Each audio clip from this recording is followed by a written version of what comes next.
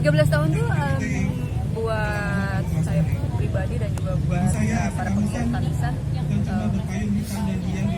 tentu saja panjang, melelahkan, tetapi juga menegaskan bahwa Kamisan itu menjadi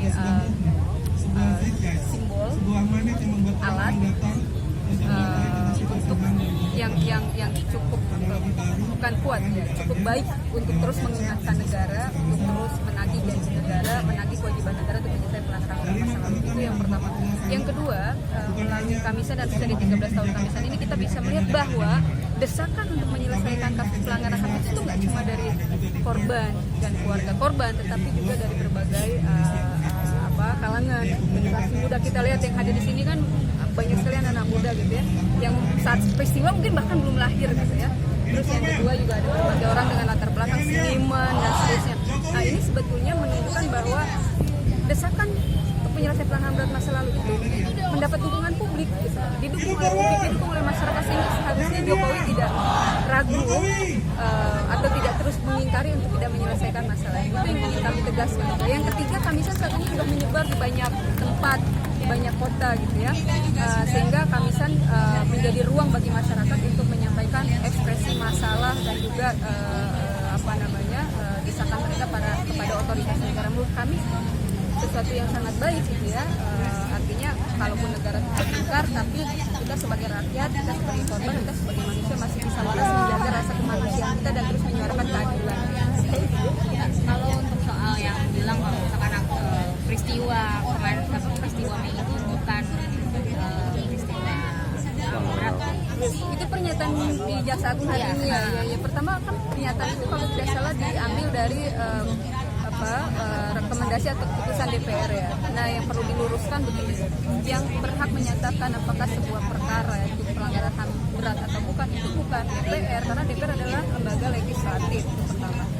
DPR itu mandatnya hanya memberikan rekomendasi kepada Presiden untuk mengeluarkan dan membentuk pengadilan HAM ad hoc, bukan menyatakan apakah sebuah perkara itu pelanggaran HAM berat atau bukan. Yang berhak atau punya mandat untuk menyatakan itu pelanggaran HAM berat atau bukan berdasarkan Undang-Undang 26 tahun 2000 tentang pengadilan HAM itu Komnas HAM selaku penyelidik, kemudian Jaksa Agung selaku penyidik, kemudian pengadilan yang punya jurisdiksi untuk mengadili perkara pelanggaran HAM. DPR kan bukan. Jadi sangat jelas motivasi DPR mengeluarkan rekomendasi itu adalah alasan politis agar kasus ini tidak diselesaikan sesuai dengan aturan dan konstitusi yang ada gitu.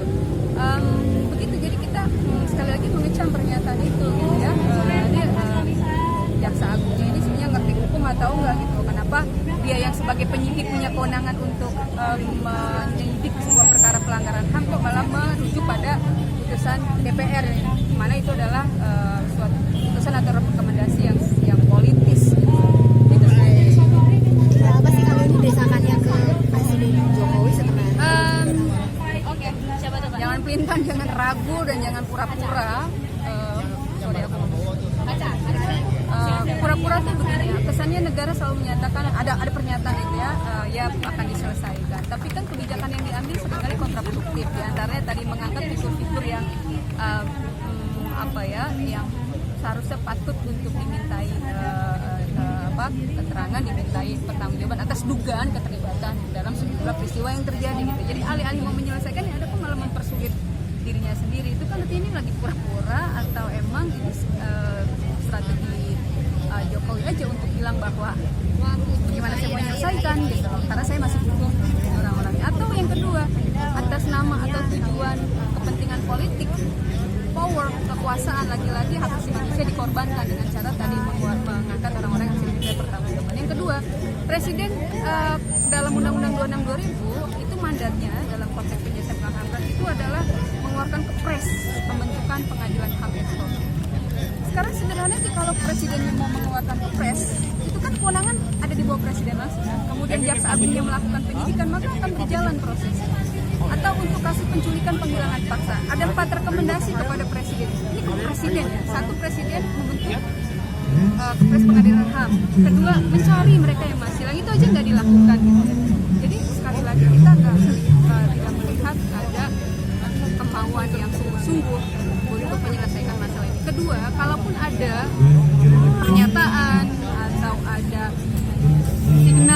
kalau pemerintah mau menyelesaikan, kami tidak meyakini langkah yang diambil itu memang langkah yang atau kebijakan yang akan memberikan rasa keadilan kepada korban. Kami khawatir biasanya nanti itu hanya untuk mengakomodir kepentingan pelaku. Misalkan contohnya apa? Tiba-tiba pemerintah mengusulkan mau melakukan rekonsiliasi, ya kan? Rekonsiliasi sama siapa? Orang fakta kebenaran aja tidak diungkap, siapa pelaku, siapa korban tidak diungkap. Terus mau rekonsiliasinya dengan siapa gitu. Terus tidak semua kasus itu perlu direkonsiliasikan, dan rekonsiliasi itu kan hak korban. Jika mereka menjadi korban dalam sebuah peristiwa pelanggaran HAM itu hak mereka dong mau merekonsiliasi atau tidak. Itu yang saya kasih contoh, kesannya mau menyelesaikan, tapi sebenarnya tujuannya justru sekali lagi melindungi kepentingan pelaku, dan sekali lagi untuk tidak dilakukan sesuai dengan aturan hukum dan sesuai dengan prinsip-prinsip keadilan, prinsip-prinsip hak korban. Mungkin aja Mbak, ini kan negara itu kayak